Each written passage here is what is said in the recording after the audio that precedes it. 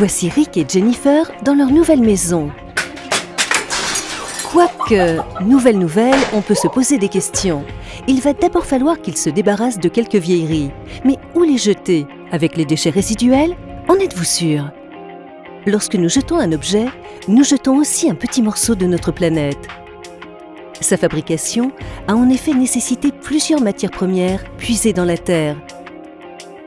Mais tout objet vieillit et perd de sa beauté, ou il s'abîme.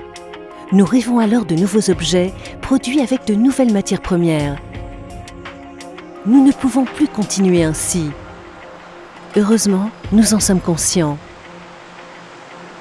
Nous recyclons un nombre croissant de matières premières. Pensez ici à la ferraille et aux déchets plastiques. Ou au papier. Aux Pays-Bas, nous recyclons déjà plus de 3/4 du papier utilisé. Les conteneurs à verre sont aussi utilisés par de plus en plus de personnes. Et pourtant, au niveau des déchets de verre, il y a encore beaucoup à gagner, surtout en ce qui concerne le verre plat. Non, Jennifer, le verre plat est d'abord et avant tout plat, et on le trouve partout. Une chose dont nous ne sommes pas conscients, sauf en cas de problème. Le verre plat nous protège du vent, de la pluie et du froid. Mais nous l'utilisons également dans des meubles, ou des lunettes, ou des parois de douche. Sans oublier les miroirs. Saviez-vous que dans une maison, on trouve en moyenne 7 miroirs? Cela signifie donc plus de 50 millions de miroirs rien qu'aux Pays-Bas. Dehors, nous sommes aussi entourés de verres plats. Dans toutes les tailles, couleurs, formes, applications et quantités. Il existe sous forme de blocs grossiers ou de poudre ultra fine. Le verre laisse passer la lumière ou au contraire fait office de barrière. Le verre en tant qu'objet pratique ou décoratif. Bref, un monde sans verre serait plus monotone, mais surtout plus sombre. Mais un monde avec du verre serait plus sombre également si nous ne pouvions pas aussi bien le recycler. Le verre est en effet le seul produit qui peut vraiment être recyclé à 100%. Donc sans perte de qualité, à chaque fois et indéfiniment. Depuis 2002, la collecte et le transport du verre plat sont assurés par Vlak Glas Recycling Nederland. Cette fondation néerlandaise entretient un réseau national de quelques 350 points de collecte aux Pays-Bas où professionnels et particuliers peuvent se débarrasser de leur verre plat. Gratuitement généralement, le recyclage et collection du verre plat étant en grande partie financé à l'aide de l'éco-participation versée par les fabricants et importateurs de verre. Il existe des points de collecte fixes, comme les déchetteries ou sociétés de verre plat. Mais la Fondation coordonne également le transport de conteneurs de location, par exemple dans des projets de construction et de rénovation. Dans la construction résidentielle et non résidentielle, les quantités de déchets de verre plat produits sont énormes. La collecte et le recyclage du verre plat est un grand succès. Vlak Glas Recycling Nederland traite de 80 à 90 000 tonnes de déchets de verre plat par an, soit quelques 7300 grands conteneurs. Le hic, c'est de collecter du verre propre, indispensable à la fabrication du nouveau verre. Vlak Glas Recycling Nederland assure conseil et formation en la matière car il existe toutes sortes de verres. Et le mot propre est une notion plutôt vague. Car Jennifer, un plat qui va au four ne peut pas être recyclé. Tout comme la céramique. Le verre résistant à la chaleur fond en effet difficilement. Et mélangés aux débris de verre standard, ces morceaux non fondus viennent polluer le nouveau verre. J'imagine que vous préférez que votre bouteille de coca ne vous expose pas à la figure.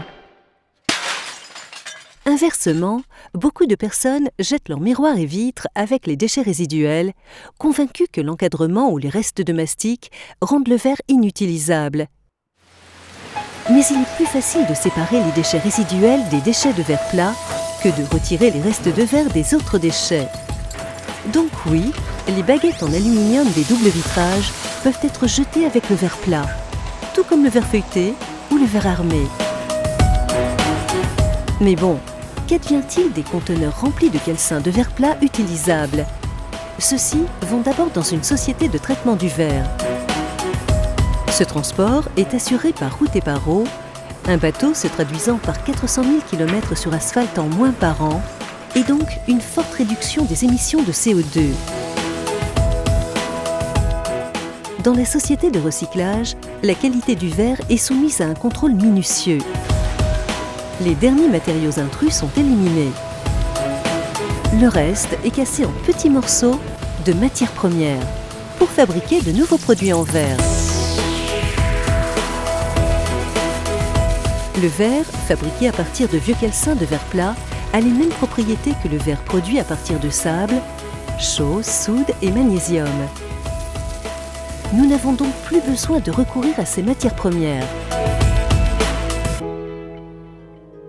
Mieux encore, la fonte de calcin de verre plat recyclé est même plus efficace. 1 kg de débris permettant de produire autant de verre que 1,2 kg de matières premières. Du reste, la fonte du calcin de verre plat nécessite moins d'énergie et réduit donc les émissions de CO2. L'énergie économisée en recyclant un morceau de verre plat de la taille d'une carte de crédit permet d'alimenter une lampe de 60 watts pendant 4 heures.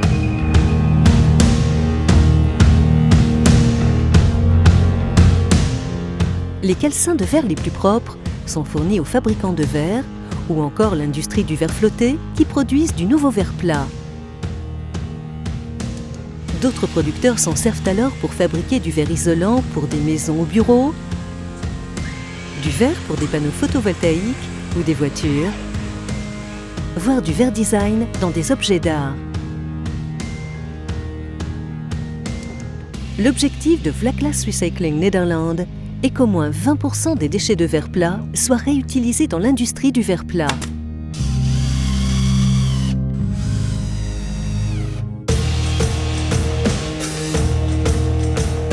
Le reste du verre plat recyclé est très prisé des producteurs de laine de verre. Actuellement, cet isolant est déjà composé de plus de 75% de verre recyclé. Outre d'excellentes propriétés isolantes et donc économes en énergie, la laine de verre minérale affiche aussi une durée de vie de pas moins de 50 ans.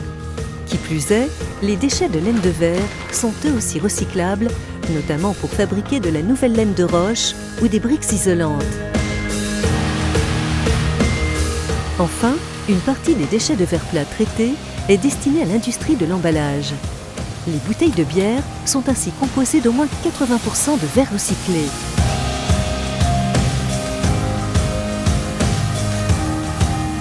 Mais ces débris peuvent être utilisés pour bien d'autres choses encore. Des pots, des vases, des plats ou toutes sortes de bouteilles. Voilà, le verre cassé peut porter bonheur quand le vieux calcin trouve une nouvelle vie.